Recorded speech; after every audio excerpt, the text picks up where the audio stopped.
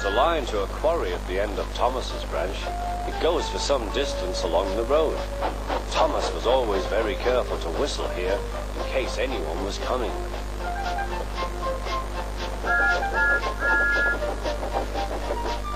Early one morning, a large policeman was sitting close to the line. Thomas liked policemen. He had been a great friend of the constable who had just retired. Peep, peep, he whistled, "Good morning." Thomas expected that the new constable would be friendly too, but was sorry to see that he didn't look friendly at all. He was red in the face and very cross. "Disgraceful," he sputtered. "I didn't sleep a wink last night. It was so quiet, and now engines come whistling suddenly behind me." "I'm sorry, sir," said Thomas. "I only said good morning." The policeman pointed to Thomas. "Where's your cowcatcher?" he asked. "But I don't catch cows, sir." "Don't be funny," snapped the policeman. He looked at Thomas's wheels. No side plates either, and he wrote in his notebook, "Engines going on public roads must have their wheels covered and a cowcatcher in front to protect people and animals from being dragged under the wheels if they stray onto the line. You haven't, so you are dangerous." "Rubbish," said Thomas's driver. "We've been along here hundreds of times and never had an accident." "That makes it worse," the policeman answered. He wrote "regular lawbreaker" in his book. Thomas puffed sadly away.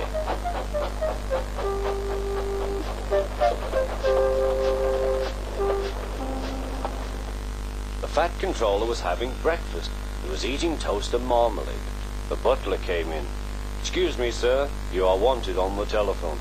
"Bother that telephone," said the fat controller.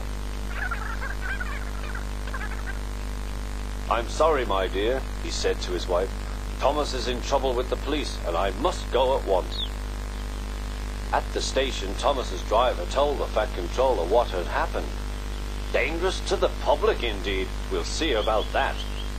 The fat controller spoke to the policeman. But however much he argued with him, it was no good. "The law is the law," he said, "and we can't change it." The fat controller felt exhausted. "I'm sorry, driver," he said. "It's no use arguing with policemen. We will have to make those cowcatcher things for Thomas, I suppose." "Everyone will laugh, sir," said Thomas. "They'll say I look like a tramp." The fat controller stirred. Then he laughed. "Well done, Thomas. Why didn't I think of it before? We want a tram engine. When I was on my holiday, I met a nice little engine called Toby. He takes trucks from the farms, but the lorries are taking over most of his work and he needs a change. He has cowcatchers and side plates. I'll write to his controller at once."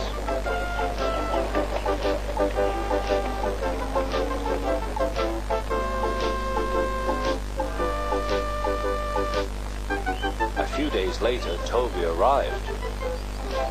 "That's a good engine," said the fat controller. "I see you brought your coach, Henrietta." "You don't mind, do you, sir?" asked Toby.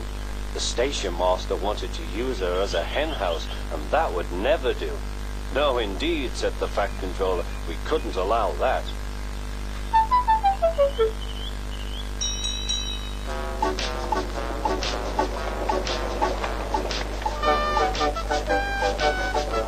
Toby made the silly trucks behave even better than Thomas did.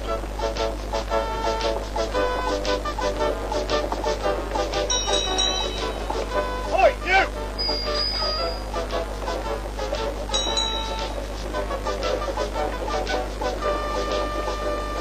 At first, Thomas was jealous, but he was so pleased when Toby rang his bell and frightened the policeman, they've been firm friends ever since.